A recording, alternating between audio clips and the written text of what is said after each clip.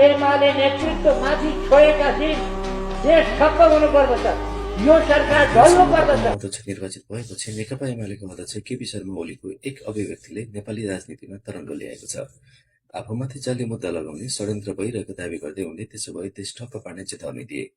एमाले नेतृत्वमाथि छोए देशभर एमाले उठ्छ भन्ने उनको भनाइले लोकतन्त्र, जिम्मेवारी र सत्ताको मानसिकतामाथि गम्भीर प्रश्न उठाएको छ। पञ्चायतकालसँग तुलना गर्दै ओलीले राज्य केन्द्रमा पहर नपर्न र एक हप्ताभित्र टोलटोलमा सुरक्षा समिति गठन गर्न निर्देशन दिए।